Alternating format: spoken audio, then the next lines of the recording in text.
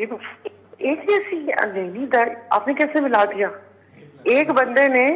جیسے بھی ہے قانون کا سامنا کیا ہے، دوسرے وہ پہلے بھلے وہ مشرف دور میں ہو کہ جس وقت یہ جا کے سعودی عرب میں رکے تھے، یا ابھی ہمارے جو وزیر اعظم صاحب تھے، بھلے انہوں نے 50 روپے کے اسٹامپ پیپر پہ ضمانت دی 4 ہفتے کے اندر آئے گا، تو دیکھیں تھوڑا ڈفرینس ہے۔ پھر ہم دیکھ رہے ہیں ان کو، حالانکہ وزیر اعظم رہے ہیں دفعہ قابل احترام ہے، لیکن آپ اسی صحت کے ساتھ عمرہ بھی کر رہے ہیں، آپ اسی صحت کے ساتھ نہیں، وہ ملاقاتیں بھی صحت کا ہو رہی ہیں، جواز اور نہیں پھر دے رہے سارا صاحبہ، ان کی پارٹی کہہ رہی ہے رسک 0% ہوگا تو تب وہ تو واپس دیکھیے لیں گے، رسک کبھی نہیں موجود ہے ان آپ کے گھر لیے۔ سے باہر نکلتی ہیں، ہمیں رسک ہوتا ہے کہ شاید خدا نہ خواستہ ہماری گاڑی کے ایکسیڈنٹ نہ ہو جائے۔ میں اسلام آباد آتی ہوں، مجھے رسک یہ ہوتا ہے کہ پتہ نہیں یہ لینڈنگ ہوتی بھی یا نہیں ہوتی۔ رسک کے بغیر زندگی کون سی ہے؟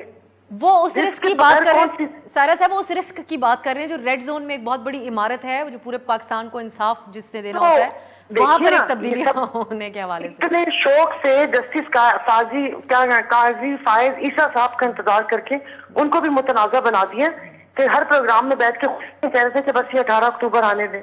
تو بس پھر اگر ان کی وہ ہوا ہوا ہے کہ 18 اکتوبر کے بعد آپ کو ریلیز مل جائے گا، تو وہ کہتے ہیں نا کہ وہ کہنا نہیں چاہیے، وہ کیا الفاظ میں بولوں کہ وہ کہتے ہیں نا اپنا وکیل نہیں اپنا جج کر لو، یعنی کہ پھر وہ پھر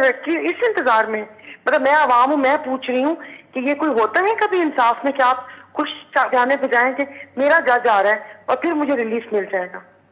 سب کو ویسے وہ فری اینڈ فیئر اس چیز کا حق ہونا چاہیے، یہ نہیں کرنا چاہیے۔ عطر قاضی صاحب نے جتنی باتیں کی ان کو میں سیکنڈ کرتی ہوں کہ اگر وہ اپنے دور حکومت میں ان تمام چیزوں کو وہ کر دیتے، اور اب ہمارے سیاستدانوں کو سمجھنا چاہیے کہ بعد میں ہم معافی مانگنے کے بجائے ابھی سے ایک دفعہ معافی مانگ کے توبہ طائب ہو جائیں اور خدا کے واسطے اس ملک کے اوپر رحم کریں۔ بڑی جدوجہد سے ملا ہے، اور آپ کسی نعمت کی کفران نعمت صحیح۔ کرتے ہیں تو اللہ پاک ناراض ہو جاتے ہیں۔ ان کو یہ سمجھ نہیں آ رہی، اپنی سیاست بچانے کے لیے خدا جانے کیا کیا کر رہے ہیں۔ اللہ پاک ہم سب کے حال پر رحم فرمائے۔